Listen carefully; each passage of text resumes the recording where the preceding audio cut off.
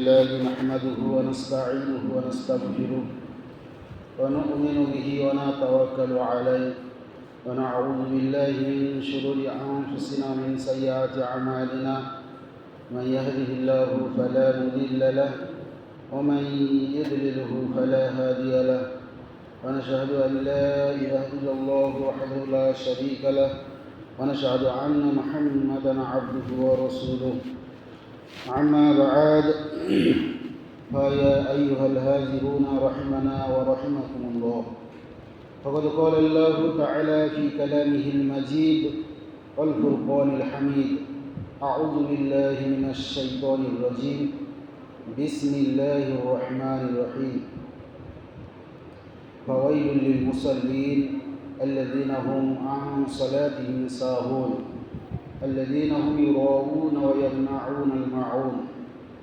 وقال الله تعالى في كلامه المجيد والفرقان الحميد: فاتقوا النار التي وقودها الناس والحجارة أعدت للكافرين. قال النبي صلى الله عليه وسلم: جعلت قرة عيني في الصلاة، رواه النسائي. وقال النبي صلى الله عليه وسلم: من حفظ عليها كانت له نور وبرهانا ونجاة يوم القيامة، ومن لم يحافظ عليها لم يكن له نور وبرهانا ومع قارون وفرعون وهامان وأبي بن خلف، رواه أحمد. وقال النبي صلى الله عليه وسلم: أول ما يحاسب به عبد يوم القيامة الصلاة.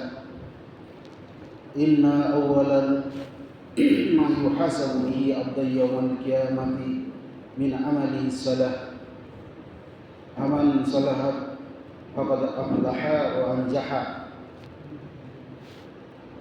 وإن فسدت فقد خاب وخسر. رواه الترمذي وأبو داود وابن মাজাহ ও মুসনাদ আহমদ।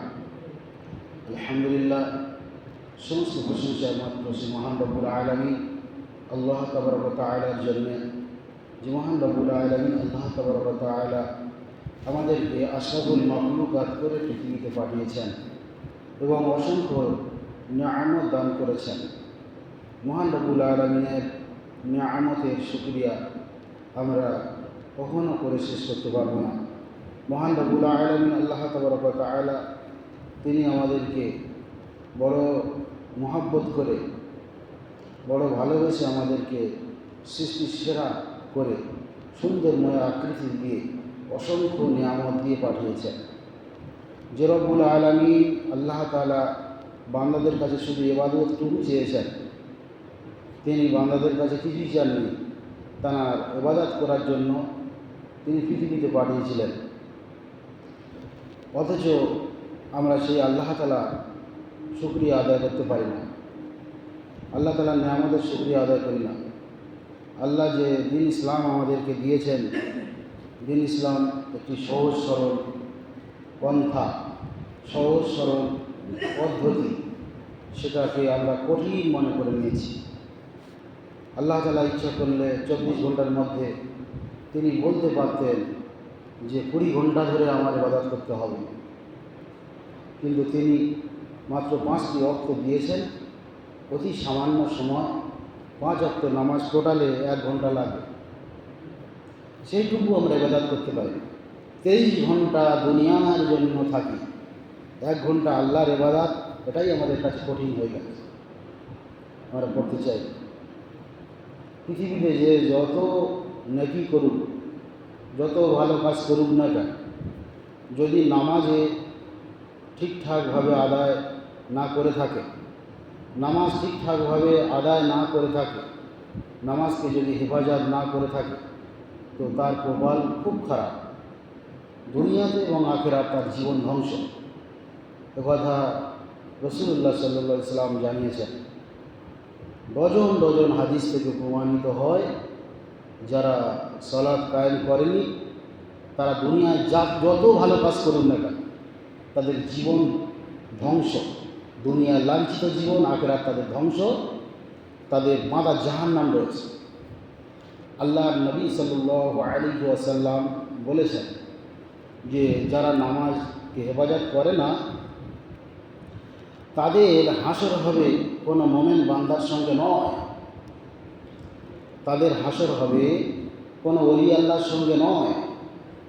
যারা নামাজকে হেফাজত করেনি তাদের হাসর নবী, রসুল, পীর, পয়গম্বর, ওলি আউলিয়া, হাফেজ, মাওলানা, মুফতি, পরেশগার কোনো লোকের সঙ্গে তাদের হাসর হবে না। যারা নামাজকে হেফাজত করেনি 5 ওয়াক্ত সালাত, তাদের হাসর হবে ফেরাউনের সঙ্গে। 5 ওয়াক্ত নামাজ তরকারি ব্যক্তির হাসর হবে ফিরআউনের সঙ্গে, হামানের সঙ্গে, কারুনের সঙ্গে, উবাই ইবনে খলফের সঙ্গে। পৃথিবীর সবচাইতে বড় বড় পাপী, কাফের, কুফফার এই ফিরআউন, হামান, উবাই ইবনে খলফ, এইরকম ব্যক্তির সঙ্গে কিয়ামতের দিন হাসর হবে যদি নামাজকে হেফাজত না করে থাকে। যদি ফেরাউনের সঙ্গে হাসর হয়, ফেরাউনের সঙ্গে যদি কিয়ামতে উঠতে হয়, তো ফেরাউনের সঙ্গী হিসেবে থাকতে হবে মানে জাহান্নাম। ফেরাউনের সাথী হবে কিয়ামতের দিন বেনামাজিরা, যারা নামাজ আদায় করেন না ইচ্ছাকৃত। সুতরাং ফেরাউনের সঙ্গে যদি হাসর হয়, কিয়ামতের সঙ্গে সমাজে উঠতে হয় ফেরাউনের সঙ্গে, তার মন্ত্রী হামানের সঙ্গে, কারুনের সঙ্গে, উবাই ইবনে খলফের সঙ্গে, তাহলে জান্নাতের আশা কী করে করা যায়? পৃথিবীর শ্রেষ্ঠ বড় বড় কাফেরদের সঙ্গে যদি উঠতে হয় কিয়ামতের দিন। তো এ কথা তো বিশ্ব নবী সাল্লাল্লাহু আলাইহি ওয়াসাল্লামের পবিত্র হাদিস। তিনি বলেছেন, মান হাফাজা আলাইহা কানাত লাহু নূরুন ওয়া বুরহানা ওয়া নাজাতা ইয়াউমাল কিয়ামা। তিনি বলেছেন, যে ব্যক্তি নামাজকে হেফাজত করে, যে ব্যক্তি নামাজকে হেফাজত করবে তার জন্য নামাজ বিশাল বড় বন্ধু হিসেবে তার পাশে থাকবে। কেমন বন্ধু? তার নামাজ তার জন্য নূর হবে কিয়ামতের দিন, নূর, জ্যোতি। নামাজ তার জন্য দলিল হবে, নামাজ দলিল হবে তার নাজাত পাওয়ার জন্য। দলিল হিসেবে নামাজ সামনে এসে দাঁড়াবে, যে সিজদা করতো আল্লাহকে ক্ষমা করে দাও, নামাজ তাকে নাজাত পাওয়ার জন্য দলিল হিসেবে সামনে আসবে। আর নাজাতা ইয়াউমাল কিয়ামা, কিয়ামতের দিন সে মুক্তি পেয়ে যাবে। ওয়ামান লাম ইউহাফিজ আলাইহা, পক্ষান্তরে যারা নামাজকে হেফাজত করবে না, নামাজের গুরুত্ব দেবে না, তাদের কি হবে? লাম ইয়াকুল্লাহু নূরুন ওয়া বুরহানা, তাদের জন্য কোনো রকমের নূর হবে না, কোনো রকমের আলো হবে না। তাদের চোখের সামনে শুধু অন্ধকার দেখা পাবে, কোনো রকমের দলিল তাদের হবে না নাজাত পাওয়ার জন্য, আর তারা মুক্তি পাবে না। বরং রাসূলুল্লাহ বলছেন, বরং মা কারুন ও ফিরআউনা ওয়া কানা ইয়াউমাল কিয়ামা, তারা কিয়ামতের দিন তাদের সাথী হবে মা কারুন ও ফিরআউনা ও হামান ও উবাই ইবনে খলফ। বরং তারা কিয়ামতের দিন ফেরাউনের সঙ্গে, হামানের সঙ্গে, কারুনের সঙ্গে, উবাই ইবনে খলফের সঙ্গে উঠবে, তাদের সাথী হবে।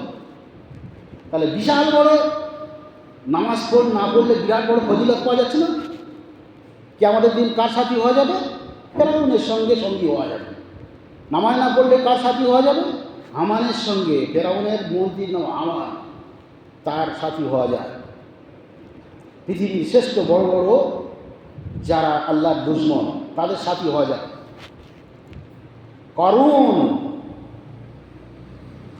কারণ পৃথিবীর অন্যতম ধনী ছিল, শুনেছেন? তার সাথী হবেন যদি নামাজ না পড়ে, নামাজকে যদি হেফাজত না করে। উবাই ইবনে খলফ, বিখ্যাত ব্যবসায়ী, তার সাথী হওয়া যায়। তো পৃথিবীতে যে সমস্ত ব্যক্তি ব্যবসা করে তারা তো সম্মানিত, কিন্তু ব্যবসার কারণে যদি তার নামাজ ছেড়ে যায় তো বলা হচ্ছে তাকে কিন্তু উবাই ইবনে খালফের সঙ্গে হাসর হবে, কারণ সে ব্যবসায় জড়িত ছিল আর আল্লাহর সঙ্গে সম্পর্ক রাখে। এখন নামাজ না পড়লে এত বড় শাস্তি, তো আমরা কি কোনো দিন চাইব যে আমাদের কিয়ামতের দিন ফেরাউনের সঙ্গে হাসর হোক, হামানের সঙ্গে হাসর হোক, উবাই ইবনে খালফের সঙ্গে হাসর হোক? এটা কি আমরা চাইব? যদি আপনি অন্তর থেকে না চেয়ে থাকেন তাহলে কোনো দিন বেনামাজি হতে পারেন না। হাইয়া আলাস সালাহ, হাইয়া আলাল ফালাহ, এই শব্দ শোনার পরে কোনো ব্যক্তি ইচ্ছাকৃতভাবে সালাত ত্যাগ করতে পারে না। যদি ত্যাগ করে তার দুনিয়াতে লাঞ্ছিত জীবন হবে, আর আখেরাতে ফেরাউন, হামান, উবাই ইবনে খালফের সঙ্গে হাসর হবে। আল্লাহ তাআলা কিয়ামতের দিন সর্বপ্রথম কিসের হিসাব নেবে? এটাকে শুনে শুনে আমরা কান নষ্ট হয়ে যাওয়ার অবস্থা। রাসূলুল্লাহ তাআলা পবিত্র জুবান থেকে ঘোষণা করেছেন, ইন্না আউয়ালা মা ইউহাসাবু বিহি আবদা ইয়াউমাল কিয়ামাতি মিন আমালিহিস সালাহ। রাসূলুল্লাহ বলেছেন, নিশ্চয়ই কিয়ামতের দিন সর্বপ্রথম মানুষের আমল সমূহের মধ্য থেকে, যত আমল আছে পৃথিবীতে সব আমল সমূহের মধ্য থেকে সর্বপ্রথম নামাজ নামক আমলের হিসাব হবে। ফাইন সালাহাত ফাকাদ আফলাহা ওয়া নাজাহা, যদি তার নামাজ ঠিকঠাক আদায় করে থাকে তাহলে সে মুক্তি পাবে, সে সফলতা লাভ করবে।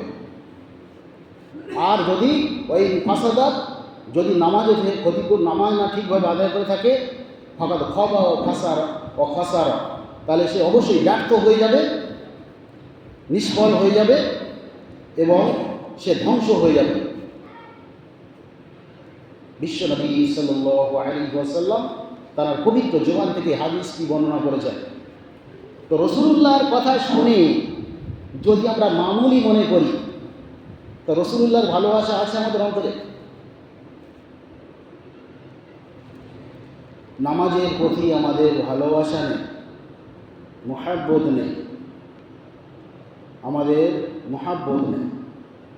ইমাম আহমদ ইবনে হাম্বল রাহমাতুল্লাহ আলাইহিকে কারাগারে এত প্রহার করা হয়েছে, তানার শরীর জীর্ণ করে দেওয়া হয়েছিল, তানাকে 80 ঘা বেত্রাঘাত করা হয়েছে রোজা রাখা অবস্থাতে। তিনি জীর্ণ শীর্ণ হয়ে যান, পিঠ ফেটে রক্ত জমিনেতে পড়েছে।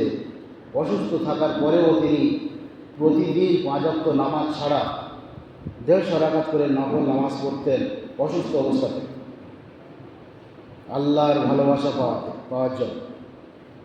আমরা 5 ওয়াক্ত নামাজটুকু আদায় করতে পারি না। 5 ওয়াক্ত নামাজ, ফরজ নামাজ হচ্ছে মাথা মুন্ডু। যদি ফরজ নামাজগুলো আপনি আদায় করেন ভালোভাবে, যদি ফরজ নামাজটুকু আদায় করেন তো গণ্ডির মধ্যে থাকলেন। আর যদি ফরজ আদায় না করে থাকেন, পৃথিবীর সব ভালো কাজগুলো করলেন, আল্লাহর হুকুম 5 ওয়াক্ত সালাত আদায় করলেন না, কোনো কাজ হবে না। রাসূলুল্লাহ বলেছেন ওই নামাজকে আগে হিসেব করা হবে। নামাজ যদি ঠিক থাকে তাহলে আপনার সব আমল ঠিক থাকবে, আপনার সব বরবাদ। সেই নামাজ আমরা পড়তে পারি না। আপনার অনেক কাজ, ফরজ নামাজ যদি খুব আর্জেন্ট কাজ থাকে, এমার্জেন্সি থাকে, ফরজ নামাজটা পড়ে আপনি চলে যেতে পারবেন। ট্রেন ধরার ব্যাপার আছে, আর্জেন্ট, খুব সমস্যা হয়ে যাবে, আপনি চলে যেতে পারবেন। ইসলাম আপনাকে এভাবে কড়াকড়ি করেনি যে সুন্নত নফল সবগুলো আদায় করতেই হবে, এরকম। ইসলাম একটি সহজ সরল পন্থার নাম। ইসলাম একটি দয়ার সাগরের নাম। আপনি অসুস্থ, ডাক্তার বলেছে আপনাকে গোসল করা যাবে না, ঠান্ডা লাগানো যাবে না, তো আপনি আপনার ওযু করলে সমস্যা হবে, তো আপনি তায়াম্মুম করতে পারবেন, এর নাম ইসলাম। আপনার শরীর অসুস্থ, এই অবস্থাতে গোসল করা নিষেধ। ভুলবশত আপনার শরীর নাপাক হয়ে গেছে, বিছানাতে শরীর নাপাক হয়ে গেছে, গোসল করা কঠোর নিষেধ। এমন অবস্থা থেকে আপনাকে তায়াম্মুম করার নির্দেশ করে। তাহলে ইসলাম কত সহজ সরল, সেই ইসলামকে আমরা কঠিন ভেবে নিয়েছি। ইসলামকে আমরা কঠিন ভেবে নিয়েছি। দিন ইসলাম অনেক বড় সহজ সরল একটি মতবাদ, যেটা নবী মোহাম্মদ রসুল্লাহ সাল্লাল্লাহু আলাইহি ওয়াসাল্লাম আমাদের কাছে এনেছেন, আমাদের কাছে এনে দিয়েছেন। সেটা সহজ সরল পন্থা। রসুল্লাহ সুন্নাতকে অনুসরণ করলে আপনি আল্লাহ রসুলের সুপারিশ পাবেন 100%। আপনি ওলি হতে চাইলে আপনাকে রসুলুল্লাহ সুন্নাত পালন করতে হবে। বিপদে পড়েছেন, মুসিবতে এসেছে বাড়িতে, সর্বপ্রথম ডাক্তারের কথা বলে গিয়ে আপনাকে নামাজে দাঁড়াতে হবে। এটা ইসলাম শেখা। ঝড় তুফান সাইক্লোন উঠেছে, ঘরের ভেতরে দৌড় দেওয়ার নিয়ম নয়, আপনি তাড়াতাড়ি মসজিদে ঢুকবেন, এটাই ইসলাম। মসজিদের প্রতি ভালোবাসা সাহাবীদের ছিল। ঝড় তুফান সাইক্লোন উঠলে তারা মসজিদে এসে উপস্থিত হতেন। আমরা কিন্তু ঘরেতে জোর জানালা বন্ধ করে স্বামী স্ত্রী ইয়ানফসি করি। মহানবী সাল্লাল্লাহু আলাইহি ওয়াসাল্লাম বিপদে পড়লে, মুসিবতে পড়লে তিনি নামাজে দাঁড়িয়ে যেতেন। সাহাবীরা ঠিক তাই করতেন।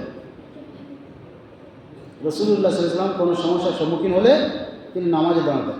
ইজা হাজাবাহু আমরুন ফাজা ইলা সালাহ, যখন তিনি কোনো সমস্যার সম্মুখীন হতেন তিনি নামাজে দাঁড়িয়ে যেতেন। তো রাসূলুল্লাহ সাল্লাল্লাহু আলাইহি ওয়াসাল্লামের সুন্নাত এগুলো। আল্লাহ রসুল সাল্লাল্লাহু আলাইহি ওয়াসাল্লামের আদর্শকে যদি আমরা ভালোভাবে গ্রহণ না করি বা ছোটোখাটো মনে করি, আমাদের কপালে অনেক কষ্ট আছে। বলা হয়েছে যে মহানবী সাল্লাল্লাহু আলাইহি ওয়াসাল্লামের সুন্নাতকে উজুবুল আমালি বিসুন্নাহ, সুন্নাতের উপরে আমল করা হচ্ছে জরুরি। যদি সুন্নাত না থাকে ইবাদত বন্দেগীতে, এর ইবাদতের কোনো দাম থাকবে না। এই নামাজের মধ্যে যদি সুন্নাত কায়েম থাকে তাহলে নামাজ হবে, আর নামাজের মধ্যে যদি সুন্নাত ঢালাও ছেড়ে যায় তো নামাজের কোনো মূল্য থাকবে না। কিয়ামতের দিন এই নামাজকে একটা গোল্ডার মতো করে তার মুখে ছুঁড়ে মারা। তো প্রতিটি বিষয়েতে সুন্নাত থাকতে হবে। আপনি যদি মিসওয়াক করেন তার সুন্নাত থাকতে হবে, নখ কাটেন তার সুন্নাত থাকতে হবে, কথা বলতে গেলে সুন্নাতের মতো বলতে হবে, প্রতিটি বিষয়ে সুন্নাতের অনুসরণ করতে হবে, হাঁটতে গেলে সুন্নাতের অনুসরণ করতে হবে। যদি ভুলভাল করেন তো সুন্নাতের খেলাফ করছেন। না জেনে করলে আল্লাহ তাআলা মাফ করবেন, কিন্তু জেনে তো করে যাবেন। আর জানতে হবে, প্রত্যেককে জানতে হবে, আমল করতে হবে। ইসলামের নামাজের এত গুরুত্ব, অন্য কোনো বিষয়তে এত কড়াকড়ি নেই। কারণ 7 বছর বয়সে নামাজের ব্যাপারে হুকুম করতে বলা হয়েছে, আর 10 বছর বয়সে যদি সন্তানরা নামাজ না পড়ে তাদেরকে প্রহার করতে বলা হয়েছে, মারতে বলা হয়েছে। মহানবী সাল্লাল্লাহু আলাইহি ওয়াসাল্লাম দয়ার সাগর ছিলেন, তিনি রহমাতুল লিল আলামিন ছিলেন। তিনি নামাজের জন্য মারধর করতে বলেছেন সন্তানদের, যদি 10 বছর বয়স হয় আর নামাজ যদি না পড়ে। তাহলে নামাজ কত বড় বিষয়, সেই নামাজের ব্যাপারে আমরা আমাদের সন্তানদেরকে বলি না। শুক্রবার করে যদি প্রতিটি বাচ্চা আসে মসজিদে তো 2 কাতার ভরে যাবে, শুধু বাচ্চাটা। দেখেন আমাদের 10টা ছেলে নেই। আমি নামাজ পড়ছি, ছেলেদেরকে বলিনি তুই একটা বড় হুকুম, আল্লাহর হুকুম মিস্টেক করছি, আমার নামাজ পড়তে হবে এবং সন্তানদেরকে নামাজ পড়তে বলতে হবে। তাহলে আমি আল্লাহ রসুলকে মানলাম, আল্লাহকে মানলাম। আল্লাহ তাআলা স্বয়ং বলেছেন পরিবর্গদেরকে নামাজ পড়ার নির্দেশ দিতে। যদি আমি তাদেরকে নামাজের কথা না বলি তাহলে অবশ্যই ফরজ তরক করছি, রসুলুল্লাহর হুকুমের তরক করছি, কথার খেলাফ করছি। আল্লাহ তাআলা বলেছেন ওয়ামুর আহলাকা বিসসালাহ, তোমরা তোমাদের পরিবার পরিজনদেরকে নামাজের নির্দেশ করো, নামাজের হুকুম করো। ওয়াসতাবির আলাইহা, আর নামাজের তোমরা যত্নবান হও। নিজেরা পরিবার পরিজনকে নামাজের নির্দেশ করো আর নিজেরা নামাজের যত্নবান হও। আল্লাহ তাআলা বলেছেন লা নাসআলুকা রিজকান, আল্লাহ বলছেন যে আমি তোমাদের কাছে রুজি রোজগার চাই না, রুজি চাই না। নাহনু নারযুকুকুম, বরং আমি তো তোমাদের রুজি দিয়ে থাকি। আল্লাহ বলছেন বলে আকিবাতুত তাকওয়া, শুভ পরিণাম শুভ পরিণাম একমাত্র তাকওয়ার মধ্যে রয়েছে। আল্লাহ তাআলা বলছেন শুভ পরিণাম ভবিষ্যতে ভালো ফলাফল তাকওয়ার মধ্যে রয়েছে। যদি তাকওয়া না থাকে পৃথিবীর সব অন্যায় করতে সহজ মনে হবে। আল্লাহর ভয় থাকলে পাপ কাজ করতে ভয় হবে। সুতরাং শুধু শুনলে হবে না, যদি আমল না করি, রাসূলুল্লাহ সাল্লাল্লাহু আলাইহি সাল্লামের কথা, মহান রব্বুল আলামিন আল্লাহ তাআলার পবিত্র বাণী কোরআনের কথা যদি শুনে গুরুত্ব না দিই, তাহলে আমরা পরিবর্তন হবে কী করে? পৃথিবীর যত বড় আলেম এসে বক্তব্য রাখুক, পরিবর্তন হতে পারবো না যদি আমল না করি। আল্লাহ রাব্বুল আলামিন আমাদের সবাইকে আমল করার তৌফিক দিন, আমিন। ওয়া আখিরু দা'ওয়ানা আলহামদুলিল্লাহি রাব্বিল আলামিন। আসসালামু আলাইকুম ওয়া রাহমাতুল্লাহি ওয়া বারাকাতুহু।